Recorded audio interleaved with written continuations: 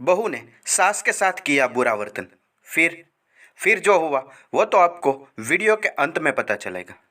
प्रिय दोस्तों, एक बूढ़ा आदमी राजेश, जो कि अपनी पत्नी लता, बेटे सुनील और बहू आशा के साथ शास्त्री नगर में रहता था।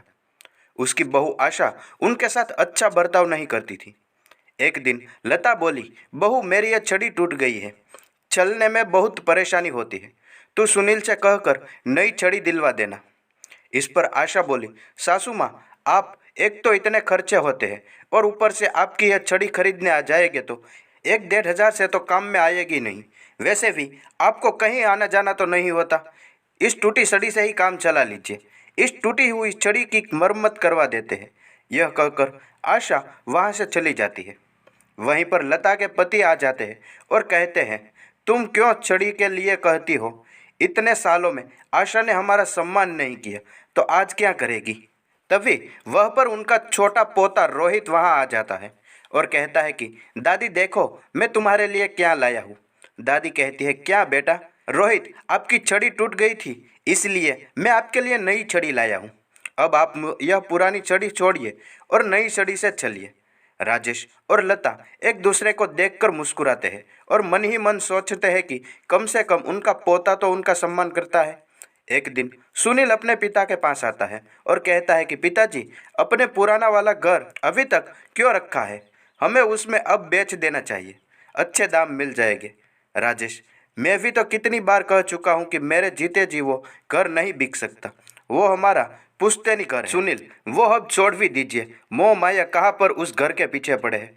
अब आप पूजा पाठ के दिन है राजेश, घर का मोह नहीं है बेटा, कुछ चंद यादें हैं, उनका मोह है, तुम नहीं समझोगे। सुनील गुस्से से, आपसे तो बात करना ही बेकार है। राजेश और लता अपने बेटे और बहू के इस दुर्व्यवहार से बहुत परेशान थे। उनके बेटे और बहू उनके साथ दुश्मनों जैसा व्यवहार करते थे। एक दिन जब रोहित घर आता है तो उसे देखता है कि उसकी माँ आशा अपने सास को बहुत भला बुरा कह रही थी। आशा, आप दोनों ने तो हद कर रखी है, बस रोज कुछ न कुछ मांग रहती है। लता, मैं तो सिर्फ यह कह रही थी कि तेरे ससुर जी जो ठंडे पानी से नहाने में तकलीफ होती है, इसलिए उनके लिए गर्म पानी कर दिया कर। अगर मेरे हाथ पांव चलते होते तो मैं ही कर देती, तुझसे न कहती। आशा, हाथ पांव तो आज भी जलते हैं आपके, ये तो सब नाटक है आपका, ताकि ये सारा काम मुझे ही करना पड़े। आशा वहाँ से चली जाती है। रोहित अपनी दादी के साथ इतना दुर्व्यवहार देखकर गुस्से से पागल हो जाता है। वो गुस्से में अपनी माँ के पास जाता है और बोलता है, माँ, ये तुम किस तरह से दादी से बात करती हो? आशा, अरे तुझे नहीं पता बेटे, उनके तो तमाम तरह के नाटक रहते हैं, तू ये सब छोड़, मुझे तुझसे एक बात करनी है, वो भी खुशखबरी वाली। कैसी खुशखबरी माँ? अरे तेरे पिताजी ने अपने दोस्त की बेटी मेघा से तेरा रिश्ता तय कर दिया है। रोहित, क्या माँ, मेघा से? मैं और मेघा तो एक सच्चे दोस्त हैं, मैंने मेघा से शादी के बारे में कभी नहीं सोचा। आशा, अरे नहीं सोचा तो अब सोच लेना। रोहित और मेघा बाहर एक दूसरे से मिलते हैं और बातें कर रहे होते हैं।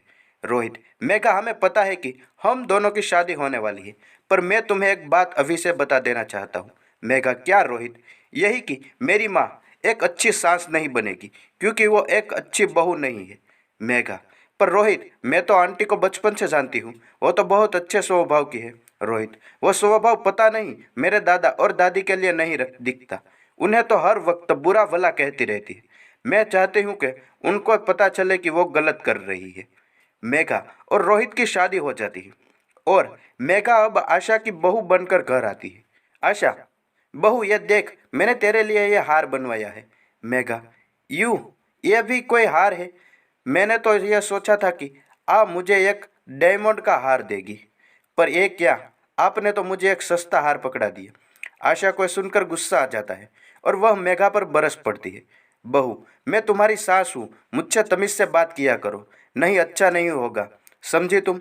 मेघा, सासू माँ, मैं भी आपकी बहू हूँ, आप भी मुझे यह धमकी मत दीजिए, मेरे पिताजी भी वकील है, अगर आपने मुझ पर कोई अत्याचार किया तो मैं एक ही बार में आपको अंदर करवा दूंगी। मेघा रोहित की तरह देखकर मुस्कुराती है। लता जी और रमेश देखते रहते हैं मेघा कैसे अपनी सास की गलतियों का उन्हीं की भाषा में उसे एहसास दिलाती है। इस कहानी से हमें यह सीख मिलती है कि अगर आप किसी के साथ बुरा करते हो तो आप ये जान लीजिए आपके साथ भी बुरा होगा। इसीलिए आपको किसी के साथ बुरा नहीं करना चाहिए।